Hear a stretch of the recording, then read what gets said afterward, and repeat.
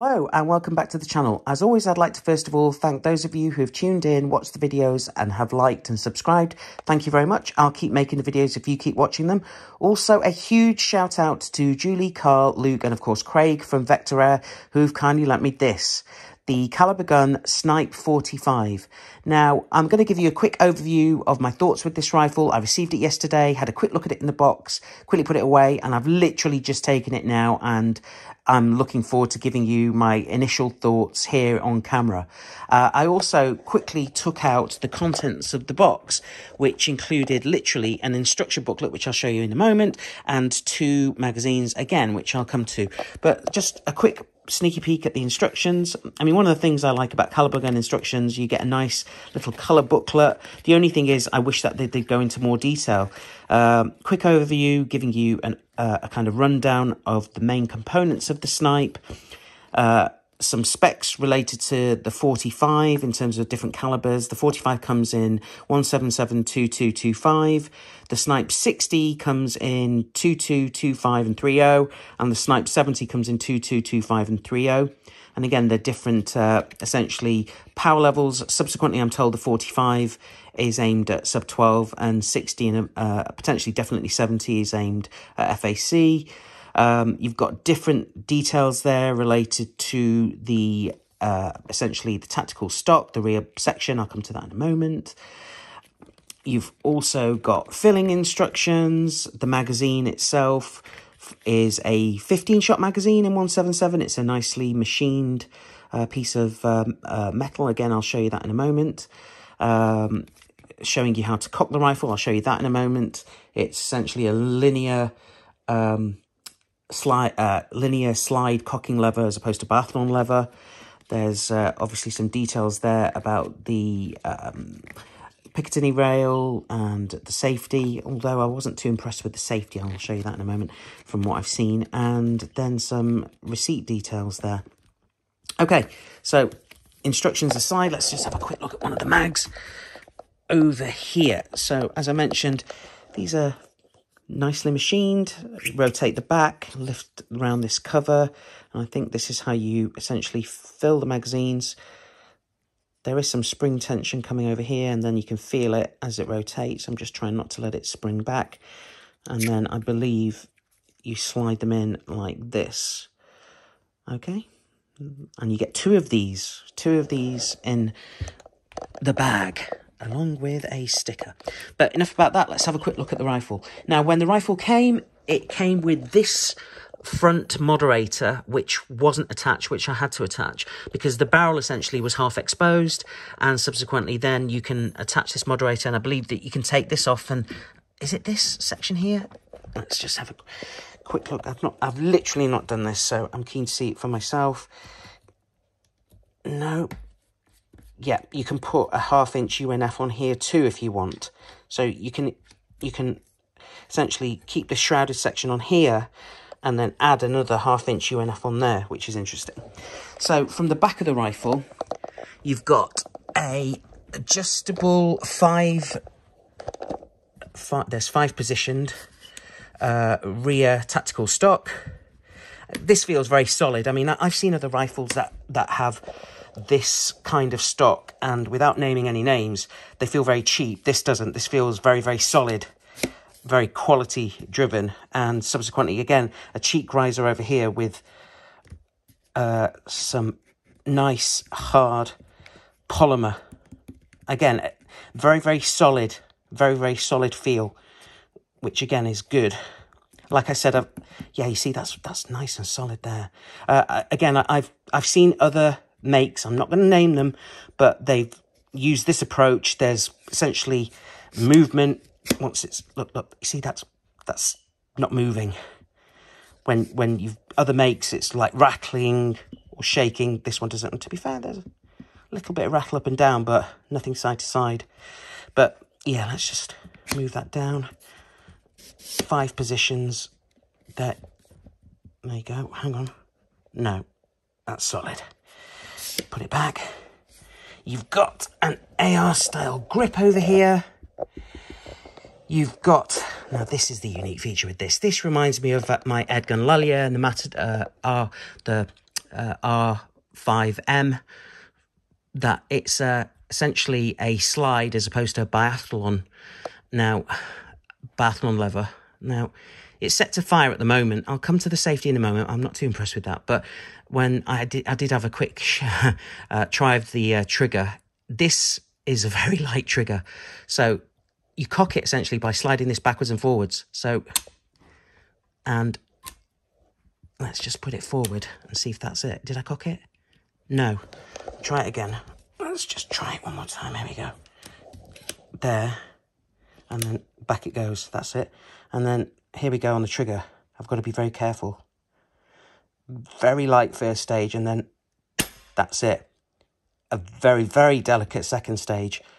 So again, I'm mindful of that because when I tried it, literally, I went from first stage to second stage very, very quickly when I first tried it. Let's do it again. So you cock it. There you go. Nice swift movement, and then wow.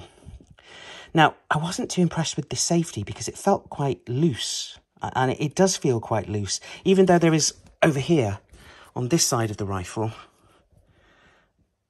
Again, it's ambidextrous, so you can potentially take that lever from this side and put it on the other side.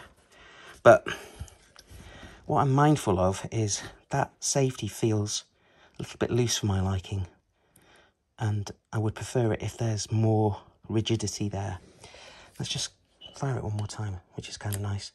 There's rigidity there, and then you bring it back and there's the final position, and then it just slides straight home. Firing again. First stage. Oh, this is safe. First stage. Second stage. I don't know if you noticed the when I put it up, it just dropped there. You see? Interesting. Now, this is a pet peeve of mine. Manometers that are like this, when the rifle's this way up. I'm not impressed with that, even though these are digital manometers, which are cool. But one of them gives you a readout of, let's just flip it round. One of them gives you a readout of the regulator, which is set to 90 bar. And this one, if you just touch it here, like this, just touch it, it comes up with how much air pressure is in the cylinder, 138 bar. And okay, I think that's cool. But again, I'd prefer it if it was the other way around. But I can see potentially they've done it this way because you might fill up like this. This is where you fill up, and there's a Foster fill adapter over here. But I'll tell you now, this thing does not want to come off. I've tried to take it off with my hand, and it just doesn't want to come off. So I think I might need to get Vector Air's permission to try and remove this somehow with a little bit of elbow grease, because it's not coming off with my hands, I'll tell you that. But I know under there, according to the instructions, you've got the Foster fill adapter. Let's just rotate the rifle back. Going forward, over here, you've got the bottle, which is essentially a 360cc carbon fibre bottle, which you can fill up to 300 bar. Interesting.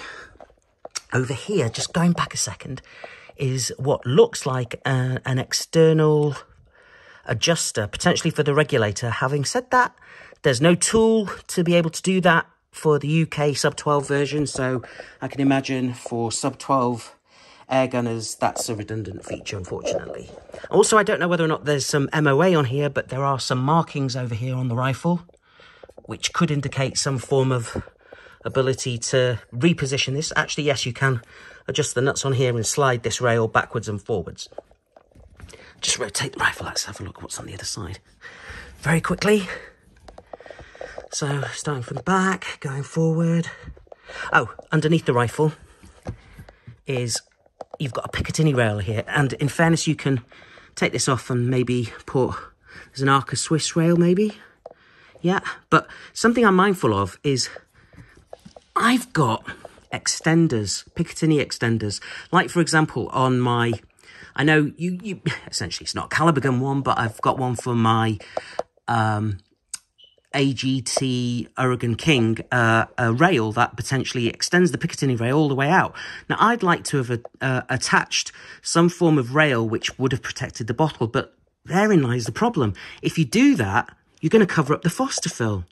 And that's disappointing, because that means that at the moment you can only put something over here without having some form of extension, potentially protecting the barrel and or allowing you extension of a Picatinny rail or Arca Swiss rail, so you can put a bipod potentially more forward mounting rather than over here. So again, something to consider, that they should have potentially put that towards one side, either this side or maybe even the other side, so that way it could have been side filled, along with, again, this pet peeve. So imagine they could have done that. I mean, it wouldn't have been as elegant, but again, something from a design feature perspective, they should have considered that, or even put a fill probe. But I would have preferred these if they were essentially facing and the same level as the rest of the rifle. But yeah, interesting nonetheless. And given that this is from Kalibrgun pedigree, and the fact that the Cricket 2 Tactical that I tried out recently was an impressive piece of kit, I am keen to see what this snipe can do. And given the context of their essentially levels of accuracy, fingers crossed this is also going to be of the same caliber, so to speak, no pun intended. But yeah, please stay tuned to the channel. I'm going to see what this particular rifle likes in terms of pellets. I have been told that this one likes JSB 10.34s. Let's see if it also likes some QIS, or whether or not it likes H&Ns too. I'll give them a go nonetheless, but let's see. But for now, please stay tuned to the channel for the follow-up video on this, and also some of other rare rifles I've got coming in very, very soon. And also for some updates that I've got coming soon on some existing rifles I've got. But yeah, for now, look after yourselves, take care, stay safe, and I will see you all very, very soon. Thanks a lot. Take care. Bye-bye.